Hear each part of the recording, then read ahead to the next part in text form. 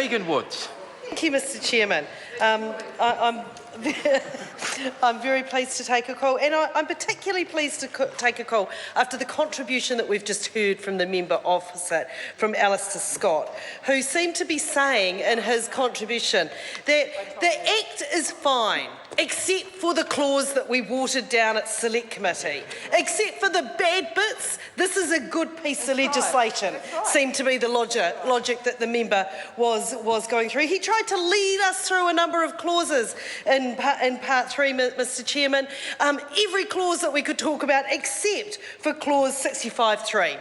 The one where this government has caved and watered down this legislation so as to make it meaningless. And Mr Chairman, I do want to talk about clause 65.3, and I also want to talk about clause 86A, part 3.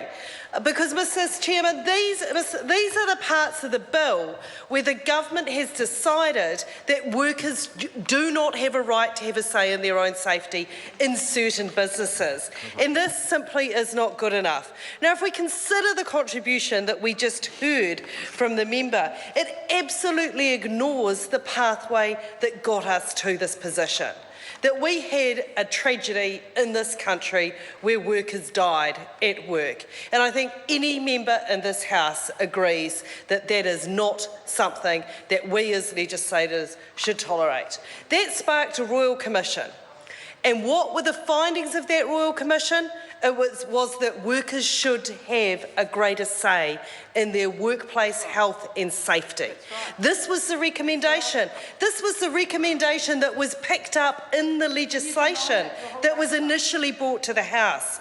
This was the recommendation that meant that we voted for this bill at first reading. It is the inclusion of the clause 65.3 and the fact that you exempt certain businesses, which have meant that we cannot support this because it does not follow the Royal Commission's findings. It does not give workers an appropriate say in their workplace health and safety. Because, Mr Speaker, the government, Mr Chairman, the government members opposite know this. The regulatory impact statement tells them about what best practice around this is. It tells them that New Zealand, when compared with other jurisdictions, there is less support for health and safety representatives or explicit protections for workers who raise health and safety issues. And this is the advice that these members should be taking on board. Because, Mr Chairman, the whole point of this is that the member Alistair Scott can point to all these other provisions that he thinks are effective and honky-dory in part 3 of this bill, but without having appointed health and safety representatives and health and safety committees, how is it that these are going to be policed? And I've got a question for the Minister and the Chair.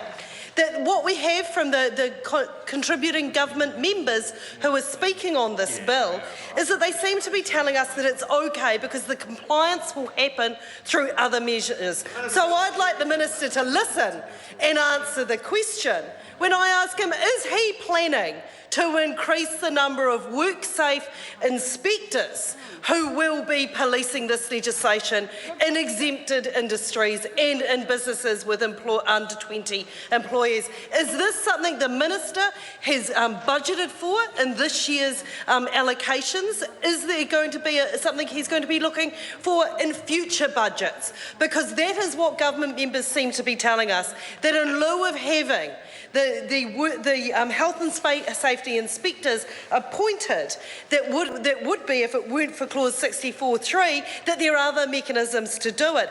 Is he going to have health and safety WorkSafe inspectors camped out outside farms ready to ensure that compliance is happening? Because this is what government members who are taking calls seem to be implying. So I'm very interested to know exactly where that is budgeted for within the votes from the Minister.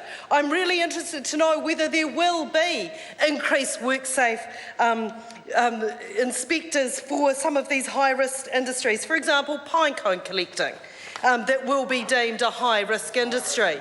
Pine cone collecting deemed high risk, compare that to tree pruning or thinning in a forest, not high risk.